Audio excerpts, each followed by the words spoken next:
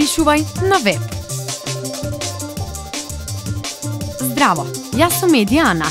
Интернетот и социјалните медиуми ми овозможува да го споделам моето мислење за тоа што се случува со илјадници луѓе. И ти можеш да испратиш текст или да уредуваш сопствен блог или страница и на тој начин да креираш медиумски информации. Како да дојдеш до идеја? Излези надвор и наблюдувај околу себе. Прашувај се што се случува, кого го засега тоа и зошто. Разговарај со луѓето за нивното искуство, животни приказни, интереси. Читај внимателно. Во списанијата, каталозите и огласите ќе најдеш луѓе, места, случаи за кои можеш да пишуваш.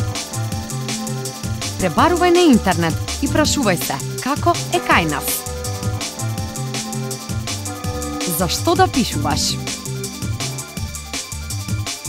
Нешто што е ново. Она што се случува денеска е поважно од тоа што се случило вчера. Нешто што влијае врз луѓето. Колку повеќе луѓе се засегнати, толку повеќе вреди да се пишува за тоа. Ако некој настан или појава е поблиску до нас, повеќе луѓе се заинтересирани за тоа. Пишувај за локалните случаи, но и за големите настани, зашто влијаат врз животот на обичните луѓе. Луѓето ги интересираат човечки приказни од секојдневниот живот. Ако нешто те натера да се зачудиш, тогаш е необично и пишувај за тоа. Приказните за славните личности секогаш привлекуваат внимание. На порталите и блоговите, без исклучок, се пишува кога има драма и конфликт.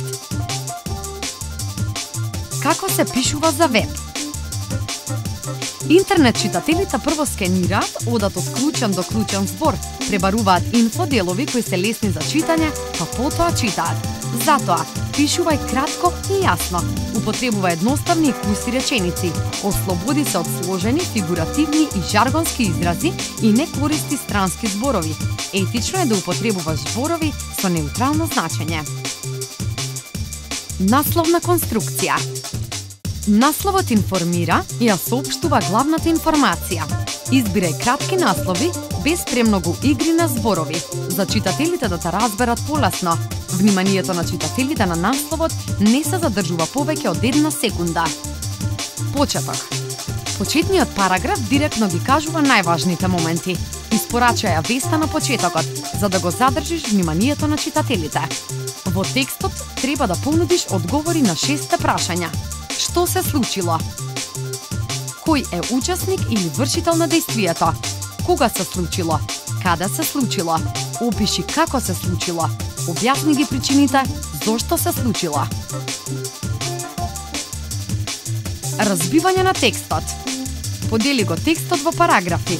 Тоа помага при читањето. Еден параграф треба да носи една идеја и не смее да биде предолг. Ако текстот е долг, подели го во делови. На секој дел стави посебен меѓунаслов. Меѓунасловите полесно ќе го ориентираат читателот низ текстот. Не ги подцртувај насловот, параграфите, меѓунасловите. Тоа создава психолошка пречка за да се продолжи читањето. Хиперлинкови. Користи линкови кои ќе водат до веб страници со повеќе детали и објаснувања за тоа што пишуваш. Читателите при скенирањето се задржуваат на линковите. Мултимедија. Информацијата ќе биде појасна ако текстот се презентира со фотографии, графикони, аудио или видео. Ако текстот е долг, користи фотографии и видеа помеѓу деловите на текстот кои се однесуваат за истите работи. Додатните елементи не треба да го прекинуваат текстот, туку треба да бидат вметнати од страните со мало прекршување на текстот. Се читаме на веб. Поздрав!